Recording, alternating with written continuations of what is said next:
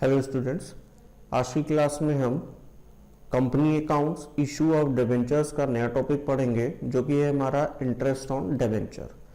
तो हम पहले देखते हैं कि टॉपिक में है क्या, इंटरेस्ट ऑन डिबेंचर क्या है, फिर आगे बढ़ते हैं।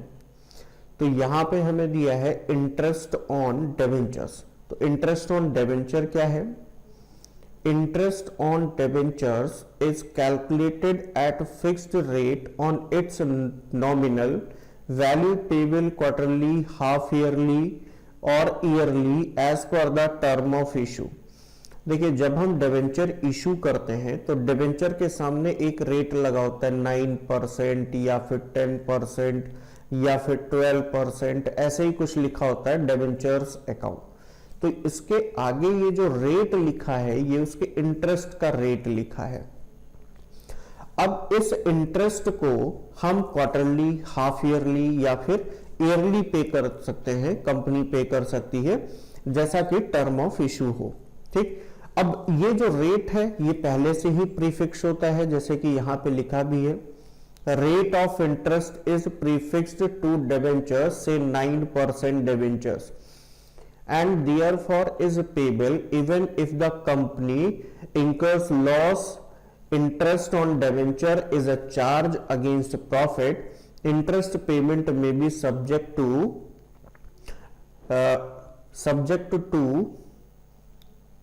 tax deducted at source। यहां पे क्या होगा? आपका टैक्स होगा।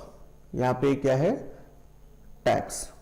ठीक है, टैक्स डिडक्टेड एट सोर्स, जिसको हम क्या बोलते हैं? टीडीएस बोलते हैं। यानी कि ये जो इंटरेस्ट ऑन डिबेंचर है, इंटरेस्ट ऑन डिबेंचर्स, ठीक है, ये हमारा एक तो चार्ज अगेंस्ट प्रॉफिट है, चार्ज अगेंस्ट प्रॉफिट। और चार्ज अगेंस्ट प्रॉफिट का मतलब क्या होता है कि कंपनी का चाहे फायदा हो रहा हो, नुकसान हो रहा हो, इंटरेस्ट उसको इस पे करना ही पड़ेगा। और ये जो इंटरेस्ट इनकम होगा, इंटरेस्ट इनकम हो रहा है डिबेंचर होल्डर का, इस पे ये टीडीएस लगेगा, यानी टैक्स डिडक्ट होगा सोर्स से। ठीक है, टैक्स डिडक्टेड एट सोर्स क्या होता है? तो यहां पे दिया है the company paying interest on debentures deducts income tax on interest at the prescribed rate. जो भी प्रिस्क्राइब रेट होगा उस रेट से उस पे जो है टैक्स डिडक्ट करेगा। The amount of tax deducted is deposited with the income tax authorities. फिर ये क्या होगा? जो टैक्स डिडक्ट होगा डिबेंचर के इंटरेस्ट पे, ये टैक्स अथॉरिटीज को डिपॉजिट कर दिया जाएगा। अकाउंटिंग एंट्रीज इसकी क्या होती है? तो entries for interest on debentures and tax deducted at source are as follows. क्या एंट्री होगी? यहां पे दिया है when interest is due and tax is ignored. मतलब अगर टैक्स वहां पे डिडक्ट नहीं हो रहा है तो उस कंडीशन में एंट्री क्या होगी? डिबेंचर्स इंटरेस्ट या फिर interest on debentures account debit to debenture holders account. लेकिन अगर टैक्स डिडक्ट हो रहा है सोर्स से तो when interest is due and tax is deducted at source, तो एंट्री हो जाएगी debentures interest account debit to debenture holders account to TDS payable account. ठीक है, अब यहां पे ये जो अमाउंट लिखा जाएगा इसमें से इंटरेस्ट का अमाउंट और माइनस जो टीडीएस होगा उसको माइनस करेंगे। टीडीएस का अमाउंट यहां पे लिखेंगे और इसमें फुल वैल्यू जो इंटरेस्ट की होगी वो लिखी जाएगी। ठीक है, फिर इसके बाद नेक्स्ट क्या है? व्हेन इंटरेस्ट इज पेड, जब इंटरेस्ट पे होगा तो फिर क्या एंट्री होगी? यहां पे debenture holders account debit to bank when TDS deposited to government account, TDS payable account debit to bank account. अगर टीडीएस है तो हम इन दोनों की जगह पे कंपाउंड एंट्री भी कर सकते हैं। क्या एंट्री हो जाएगी? Debenture holders account debit TDS payable account debit to bank account. Compound entry भी हम इसकी कर सकते हैं। ठीक है, और लास्ट में on transfer of interest to statement of profit and loss at the end of the year के एंड में ये जो इंटरेस्ट ऑन डिबेंचर है, इंटरेस्ट ऑन डेबेंचर, इसको ट्रांसफर कर देते हैं हम statement of profit and loss में।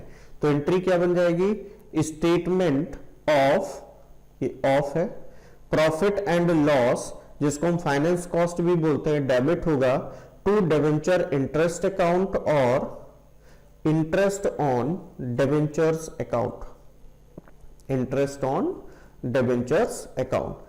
Debentures interest is shown as finance cost in statement of profit loss. जब स्टेटमेंट ऑफ प्रॉफिट लॉस बनाते हैं तो उसे हम कहां पे दिखाते हैं, फाइनेंस कॉस्ट में दिखाते हैं। ठीक है, तो ये तो थी एंट्रीज। अब एंट्रीज के बाद हम एक क्वेश्चन भी ले लेते हैं इसका। तो क्वेश्चन देखिएगा क्या दिया है यहाँ पे, bright limited issued 5000 10% debentures of ₹100 each on 1st April 2015. The issue was fully subscribed. According to the terms of issue, interest on debenture is payable half yearly on 30th September and 31st March and tax deducted at source is 10%. Pass necessary journal entries related to the debentures interest for the year ending 31st March 2016 and transfer of interest on debenture of the year to the statement of profit and loss. तो इसकी entry क्या होगी, तो सबसे पहले 2015 अप्रैल 1 को debenture issue हुआ है, तो डिबेंचर इशू होगा तो एंट्री क्या होगी, bank account debit to debentures application and allotment account. अब 5000 डिबेंचर है और ऐसा तो कुछ बोला नहीं कि एप्लीकेशन, अलॉटमेंट, फर्स्ट कॉल ऐसा कुछ है, तो इसका मतलब जो अमाउंट पेबल है वो लम सम है और 100 रुपीज का डिबेंचर है, तो ये कितना हो जाएगा 5 lakhs। और एट पर पे इशू भी हुआ है क्योंकि कोई इंफॉर्मेशन नहीं कि प्रीमियम है कि डिस्काउंट है, तो एट पर ही मानेंगे। कितना हो गया 5 लाख रुपीज। अब इसको ट्रांसफर कर देंगे हम डिबेंचर्स अकाउंट में, तो एंट्री क्या हो जाएगी, debentures application and allotment account debit 5 lakhs to 10% debentures account, 10% debentures account. कितना हो जाएगा 5 लाख रुपीज। अब इसके बाद इंटरेस्ट की बारी आ रही है, तो इंटरेस्ट कब देना है हमें, सितंबर 30 को देना है। तो सबसे पहले इंटरेस्ट ड्यू होगा और टीडीएस भी है, तो एंट्री क्या हो जाएगी, interest on debentures account debit to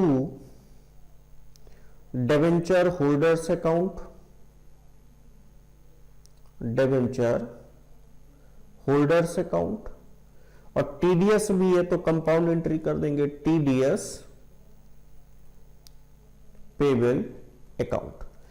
तो देखिए 5 लाख रुपीस का डिबेंचर है हमारे पास, कितने का है 5 लाख रुपीस का। रेट इसके आगे ही लिखा हुआ देखिए 10% डिबेंचर, तो 10% हम निकालेंगे तो ये कितना आएगा 50,000 आएगा। अब ये 50,000 रुपीज जो डिबेंचर आया ये पूरे ईयर का है यानी 12 मंथ्स का, और हमें हाफ ईयरली पे करना है यानी 6 मंथ्स पे करना है।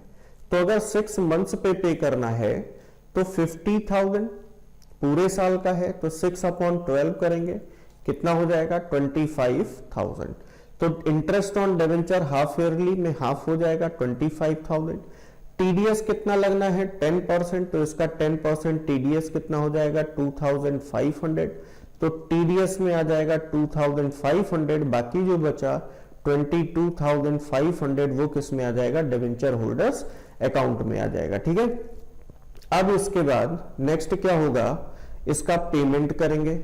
तो पेमेंट करेंगे तो एंट्री क्या होगी, debenture holders account debit 22,500, TDS payable account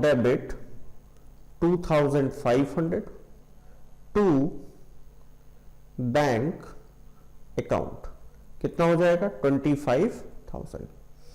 अब इसके बाद पेमेंट दो बार करना था, एक तो सितंबर 30 को करना था और दूसरा मार्च 31 को।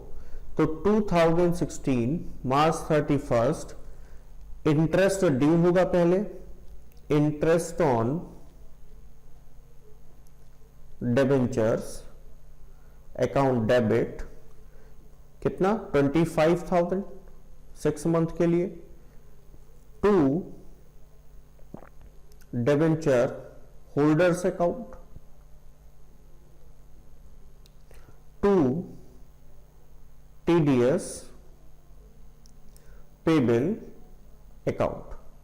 तो टीडीएस अभी हमने निकाला था 2,500, बाकी बचा 22,500 वो डिबेंचर होल्डर्स में आ जाएगा। फिर इसके बाद पेमेंट होगा इंटरेस्ट ऑन डिबेंचर का डिबेंचर होल्डर्स को और टीडीएस का गवर्नमेंट को, टैक्स अथॉरिटीज को। तो एंट्री क्या होगी, debenture holders account debit 22,500, TDS payable account debit 2,500 to bank account 25,000। और at the end of the year March 31 चल ही रहा है, हम क्या करेंगे, ये जो इंटरेस्ट ऑन डिबेंचर है उसे statement of profit and loss में ट्रांसफर कर देंगे। तो एंट्री हो जाएगी statement of profit loss debit to interest on debentures account. अब देखिए सितंबर 30 को कितना हमने इंटरेस्ट कैलकुलेट किया था 6 मंथ के लिए 25,000, मार्च 31 को कितना कैलकुलेट किया 25,000, तो टोटल कितना हो गया 50,000। तो 50,000 इंटरेस्ट ऑन डिबेंचर टोटल कहां पे ट्रांसफर हो जाएगा, statement of profit and loss में। ठीक है, तो ये आपकी एंट्री कंप्लीट हो गई इसी के साथ। और इसमें बहुत ज्यादा कुछ है नहीं, सिंपल सा है ना, तो इतना भी इसमें परेशान होने की जरूरत नहीं। जो दिया है हम वही इतना काफी है हमारे समझने के लिए, इससे ज्यादा कुछ है नहीं। बुक्स में भी बहुत कम ही क्वेश्चन है, 2-3 क्वेश्चन और मोस्टली सेम क्वेश्चन है। ठीक है, तो ये हमारा एक टॉपिक इंटरेस्ट ऑन डिबेंचर का खत्म हुआ। अगला और लास्ट टॉपिक जो हमारा होगा वो क्या होगा, राइटिंग ऑफ डिस्काउंट और loss on issue of debenture. उसको हम नेक्स्ट क्लास में पढ़ेंगे। Thank you.